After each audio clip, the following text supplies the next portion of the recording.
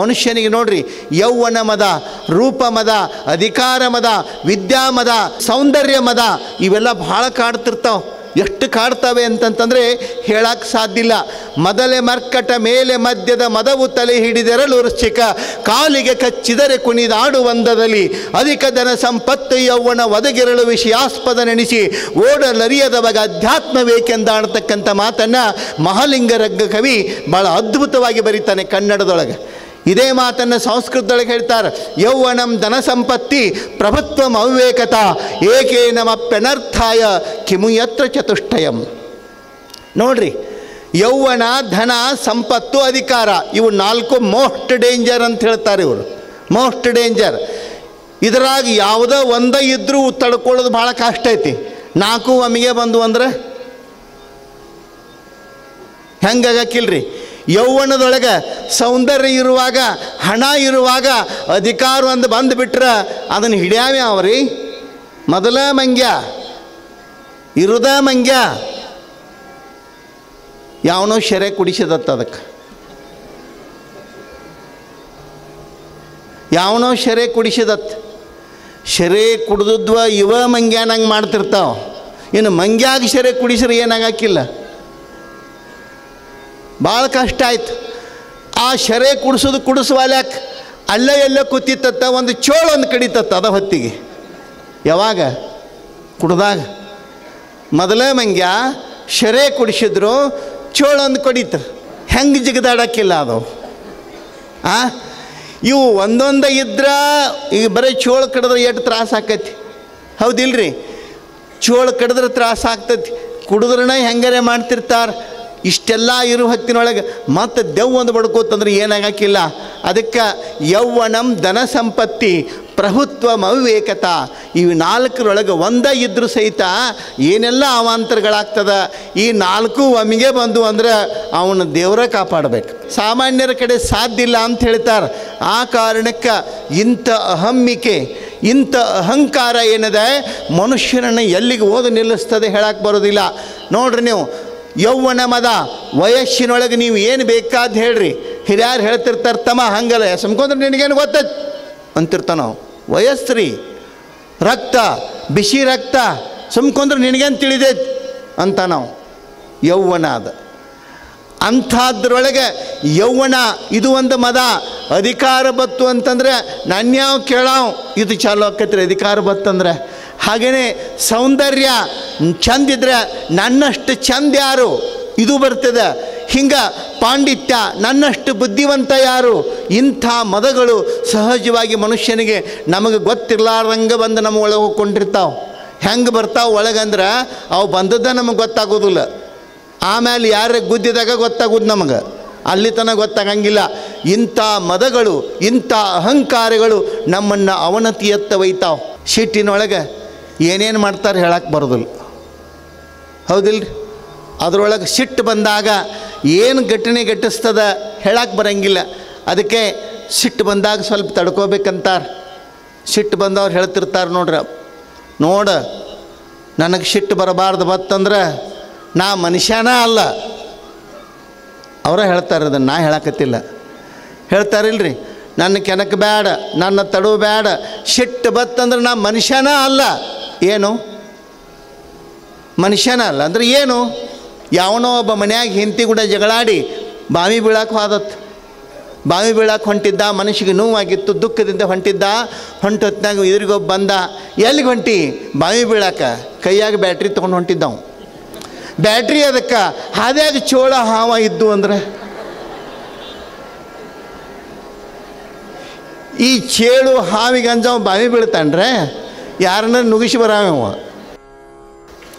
ನಮ್ಮ ಒಳಗೆ ಏನು ತುಂಬಿರ್ತಾವೆ, ಒಳಗಿನ ಎಲ್ಲ ಹೊರಗೆ ಹೋಗುವವರೆಗೂ, ಈ ಒಳಗಿನ ಅಂತರಂಗ ಪರಿಶುದ್ಧವಾಗುವವರೆಗೂ, ಸ್ವಚ್ಛ ಆಗುವವರೆಗೂ ಮತ್ತೇನೂ ಅಲ್ಲಿ ಒಳಗೆ ಹೋಗಂಗಿಲ್ಲ. ನೋಡ್ರಿ, ಕೊಳಲು ಅಷ್ಟು ಪರಿಶುದ್ಧವಾಗಿ ಪರಿಪೂರ್ಣ ಒಳಗೆಲ್ಲ ಸ್ವಚ್ಛ ಇರ್ತದಂಥೇಳಿ ಊದಿದಾಗ ಕೊಳಲಿನಿಂದ ಎಷ್ಟು ಚಂದ ಸುನಾದ ಬರ್ತದೆ ಕೊಳಲಿನಿಂದ ಅಲ್ರಿ.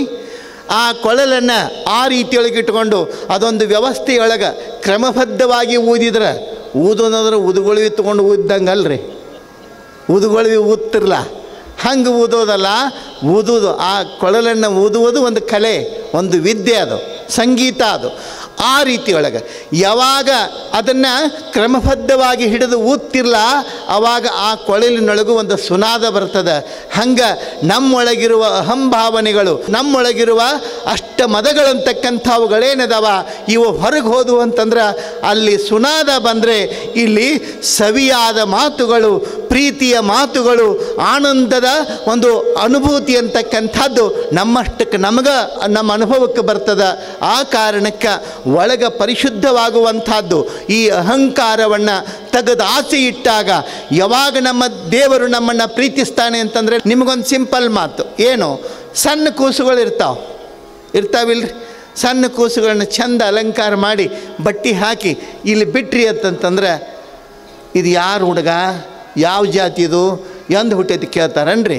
ಆ ಹುಡುಗನ ನೋಡ್ತಿದ್ದಂಗೆ ಯಾರ್ದಾರ ಇರುವಾತ್ಯಾಕೆ, ಏನಾರ ಇರುವಾತ್ಯಾಕೆ, ಆ ಖುಷಿನ ನೋಡಿದ ಕೂಡಲೇ ನೋಡಿದವರು ಯಾರ್ದಾರ ಇರಲಿ ಇದು ಎಷ್ಟು ಮುದ್ದಾಗ್ಯದಲ್ಲ ಅಂತ ಆ ಮಗುವನ್ನು ಕೈಯೊಳಗೆ ಎತ್ಕೊಂಡು ಅಪ್ಪಿಕೊಂಡು ಮುತ್ತು ಕೊಡ್ತಾರಲ್ಲ, ಅದಕ್ಕೆ ಕಾರಣ ಏನು ಅಂತಂದರೆ ಆ ಮಗುವಿನೊಳಗೆ ಕಲ್ಮಶ ಇಲ್ಲ, ಏನು ಹೊಲಸಿರೋದಿಲ್ಲ.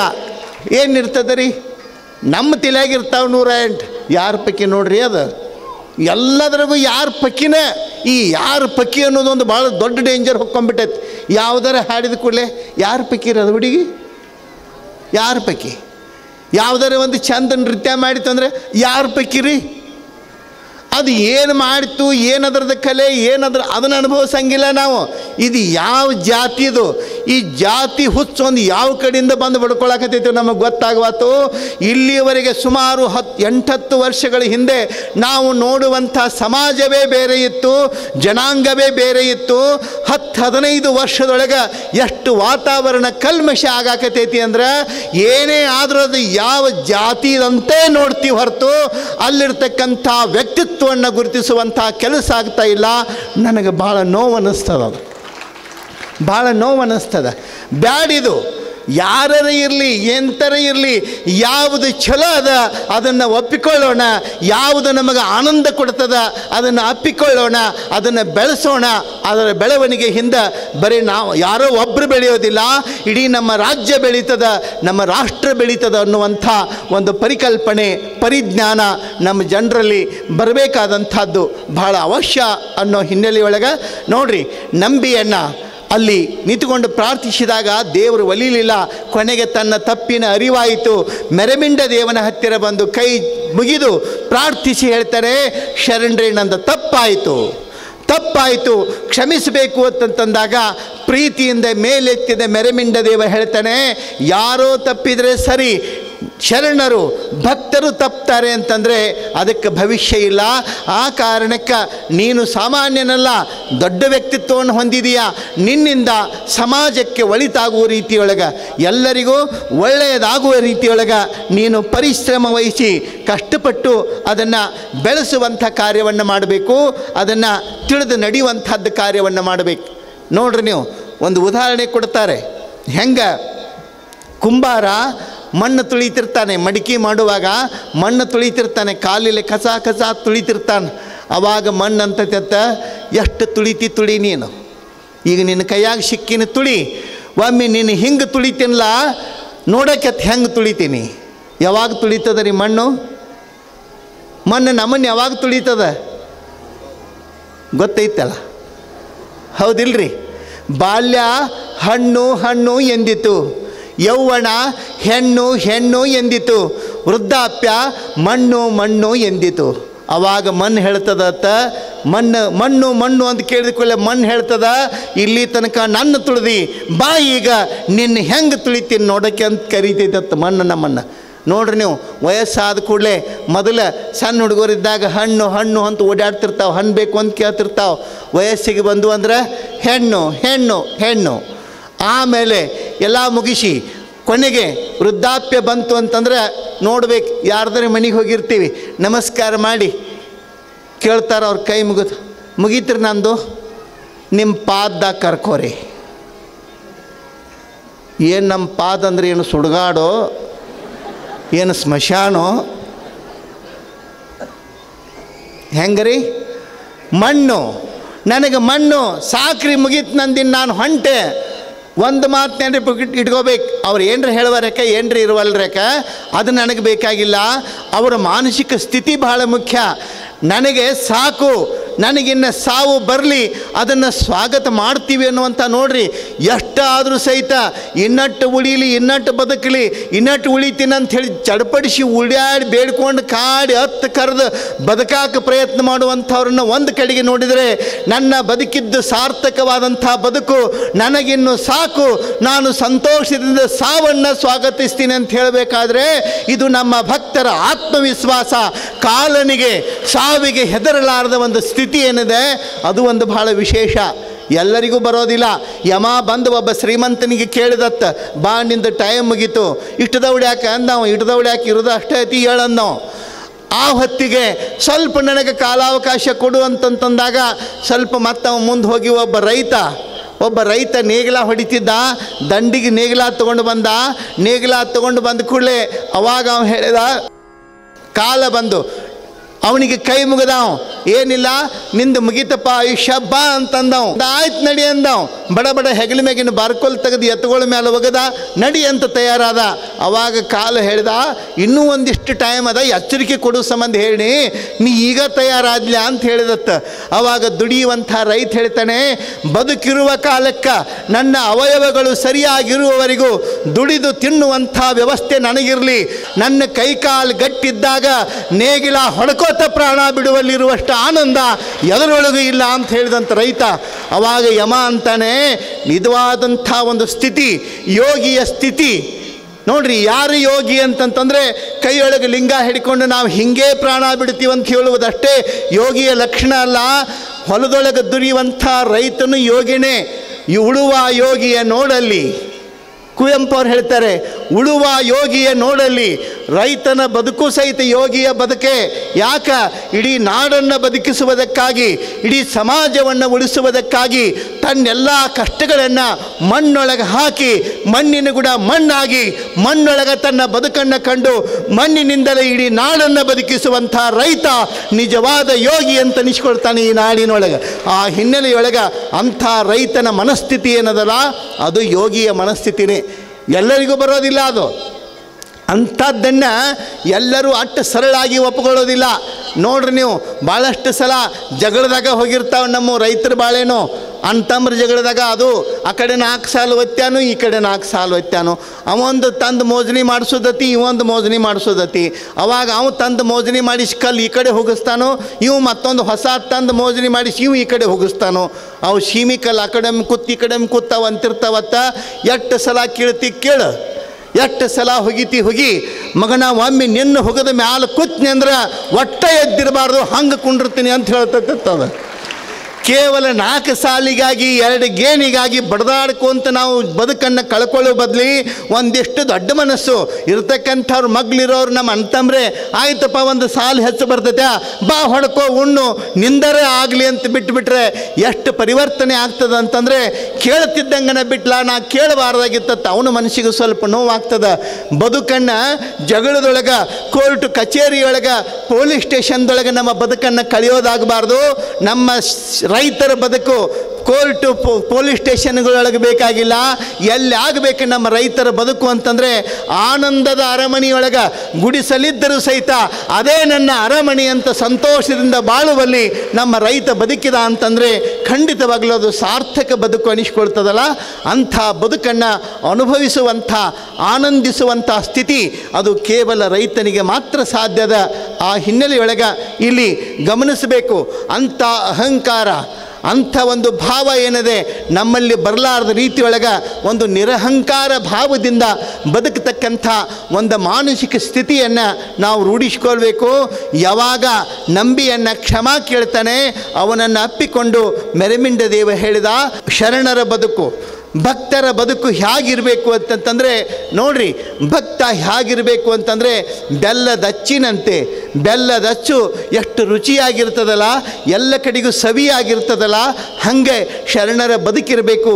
ಅಂಥ ಬದುಕನ್ನು ನಾವು ನೀವೆಲ್ಲ ಬದುಕುವಂಥ ಸ್ಥಿತಿ ನಿಮ್ಮದು ಆಗಬೇಕು ಅನ್ನತಕ್ಕಂಥ ಮಾತನ್ನು ಇಲ್ಲಿ ಸೂಚ್ಯವಾಗಿ ತಿಳಿಸಿ ಇಬ್ಬರು ಶರಣರು ಆದರ್ಶ ವ್ಯಕ್ತಿಗಳಾಗಿ ನೋಡ್ರಿ ಬಸವಾದಿ ಶರಣರ ವಿಚಾರಗಳಿಂದ ಪ್ರಭಾವಿತರಾಗ್ತಾರೆ. ಮೆರಮಿಂಡ ದೇವ ಐಘಟ ದೂರ ರಾಮೇಶ್ವರ ಅನ್ನೋ ವಚನಾಂಕಿತದೊಳಗೆ ಎಷ್ಟು ಅದ್ಭುತವಾದ ವಚನಗಳನ್ನ ಬರೆದಾರೆ ಅಂತಂದರೆ, ಒಂದೊಂದು ವಚನಗಳೊಳಗೆ ನಮ್ಮ ಅಂತರಂಗದ ಪರಿಪೂರ್ಣ ಪರಿಶುದ್ಧಗೊಳ್ಳಬೇಕು. ಅಷ್ಟು ಸುಂದರವಾದಂಥ ವಚನಗಳನ್ನು ಮೆರಮಿಂಡ ದೇವ ಬರೀತಾನೆ. ಈ ವಚನಗಳನ್ನು ಬರೆಯುವಂಥ ಪ್ರೇರಣೆ, ವಚನಗಳನ್ನು ಬರೆಯೋದಕ್ಕೆ ನಮ್ಮ ನಾಡಿನೊಳಗೆ 12ನೇ ಶತಮಾನಕ್ಕೆ ಅಷ್ಟೇ ಅಲ್ಲ, 12ನೇ ಶತಮಾನದಿಂದ ಇವತ್ತಿನವರೆಗೂ ಸಾವಿರ ಜನ ವಚನಕಾರರು ಬಂದಿದ್ದರೆ ಅದು ಬಸವಾದಿ ಶರಣರ ಪ್ರೇರಣೆ, ಅವರ ಸ್ಫೂರ್ತಿ ಅನ್ನೋ ಮಾತನ್ನು ನಾವು ಮರಿಬಾರ್ದು. ಆ ಹಿನ್ನೆಲೆಯೊಳಗೆ ಮೆರಮಿಂಡ ದೇವರ ಈ ಒಂದು ಸಲಹೆ ಆತ್ಮೀಯ ಒಂದು ಪರಿವರ್ತನೆ ಮಾಡುವಂಥ ರೀತಿ ಏನಿದೆ ಅಂಥ ಹಿನ್ನೆಲೆಯೊಳಗೆ ಸಮಾಜಕ್ಕೆ ಒಂದು ಉತ್ತಮವಾದಂಥ ಸಂದೇಶವನ್ನು, ನಾಡಿಗೆ ಉತ್ತಮವಾದಂಥ ಬೆಳಕಿನ ದಾರಿಯನ್ನು ತೋರಿಸುವ ಮೂಲಕ ಶರಣರ ವಚನಗಳು ನಮ್ಮ ಬದುಕಿಗೆ ಬೆಳಕಿನ ದಾರಿಗಳು. ಶರಣರ ವಚನಗಳು ನಮ್ಮ ಬದುಕಿಗೆ ಬೆಳಕಿನ ದಾರಿಗಳು. ದೀಪಾವಳಿಯ ಬೆಳಕಿನ ದಾರಿ ಅಷ್ಟೇ ನಮ್ಮ ದಾರಿ ಅಂತ ತಿಳ್ಕೊಬೇಡ್ರಿ. ನಿಜವಾದ ದೀಪಾವಳಿ ನಿಮ್ಮ ಮನೆಯೊಳಗೆ ಯಾವಾಗ ಆಗ್ತದೆ ಅಂತಂದರೆ, ನಿಮ್ಮ ಮನೆಯೊಳಗೆ ವಚನ ಪುಸ್ತಕಗಳನ್ನು ಒಯ್ದಿಟ್ಟು ವಚನಗಳನ್ನು ಓದಿ ಅದನ್ನು ಅರ್ಥೈಸುವಂಥ ವ್ಯವಸ್ಥೆಯನ್ನು ನಿಮ್ಮ ಮನೆಯೊಳಗೆ ಇಟ್ರಿ ಅಂತಂದರೆ ಅವತ್ತು ನಿತ್ಯ ನಿಮ್ಮ ಮನೆಯೊಳಗೆ ದೀಪಾವಳಿ ನಡೀತದ. ಇಂಥ ವ್ಯವಸ್ಥೆಯನ್ನು ರೂಢಿಸ್ಕೊಳ್ಬೇಕು, ವಚನಗಳನ್ನು ಓದಬೇಕು. ಇಂಥ ಒಂದು ಹವ್ಯಾಸವನ್ನು ಮಕ್ಕಳಿಗೆ ಬೆಳೆಸ್ರಿ. ಆಮೇಲೆ ನೀವು ಕಲೀರಿ. ಮನೆಯೊಳಗೆ ನಿತ್ಯ ಹೊತ್ತು ಮುನಿಗಿತು ಅಂತಂದ್ರೆ ಕೈಕಾಲು ಮುಖ ತೊಳೆದು ಭಸ್ಮವನ್ನು ಧಾರಣೆ ಮಾಡಿ ಮನೆಯೊಳಗೆ ವಚನಗಳನ್ನು ಒಂದು 5 ವಚನಗಳನ್ನು ಪಠನ ಮಾಡಿ ನಿಮ್ಮ ದಿನನಿತ್ಯದ ಕೆಲಸ ಪ್ರಾರಂಭ ಮಾಡಿ ನೋಡ್ರಿ, ಎಷ್ಟು ಚಂದ ಇರ್ತೈತೆ ನಿಮ್ಮ ಮನೆ. ನೀವು ಅನ್ಬೋದು, ನೀವು ಹೇಳೋದು ಭಾಳ ಖರೆ ಅನ್ನಿಸ್ತತ್ರಿ ಅಜ್ಜಾರ, 100ಕ್ಕೆ 100 ಒಪ್ಕೋತೀವಿ. ಖರೆ ಸೀರಿಯಲ್ ಒಂದು ಅವಾಗ ಇರ್ತಾವಲ್ರಿ, ಏನು ಮಾಡೋದು? ಸೀರಿಯಲ್ ನೋಡಿ ಉದ್ಧಾರ ಆದವರಿಲ್ಲ. ಶರಣರನ್ನು ಪೂಜಿಸಿ ಶರಣರ ವಿಚಾರಗಳನ್ನು ತಿಳಿದು ಅದರಂತೆ ಆಚರಿಸಿ ಉದ್ಧಾರ ಆದವರು ಭಾಳ ಮಂದಿ ಅದಾರ. ಆ ಹಾದಿ ನಮ್ಮದಾಗಲಿ ಬೇಡ. ಇವೆಲ್ಲ ನಮ್ಮ ಬದುಕನ್ನು ಒಳಿತು ಮಾಡುವಂಥವುಗಳಲ್ಲ, ನಮ್ಮ ಜೀವನಕ್ಕೆ ಒಳಿತಾಗಬೇಕು, ನಮ್ಮಿಂದ ಇನ್ನೊಬ್ಬರಿಗೆ ಸಮಾಜಕ್ಕೆ ಒಳಿತಾಗಬೇಕು. ಅಂಥ ಒಳಿತಿನ ದಾರಿಯನ್ನು ನಾವು ನೀವು ಕಂಡುಕೊಂಡಾಗ ಅದಕ್ಕೊಂದು ಸಾರ್ಥಕತೆ ಇರ್ತದಂತಕ್ಕಂಥ ಮಾತನ್ನು ಈ ಸಂದರ್ಭದೊಳಗೆ ಹೇಳುವ ಮೂಲಕ ಭಾಳಷ್ಟು ವಿಚಾರಗಳನ್ನು ಈ ಬಸವ ಪುರಾಣದೊಂದಿಗೆ ಹಂಚಿಕೊಳ್ಳುವಂಥ ಹೇಳುವಂಥ ಒಂದು ವ್ಯವಸ್ಥೆ ಇದು ನಿರಂತರವಾಗಿ ನಡ್ಕೊಂಡು ಬಂದಿರತಕ್ಕಂಥ ಒಂದು ವಿಶಿಷ್ಟವಾದಂಥ ಪ್ರಕ್ರಿಯೆ ಇದು.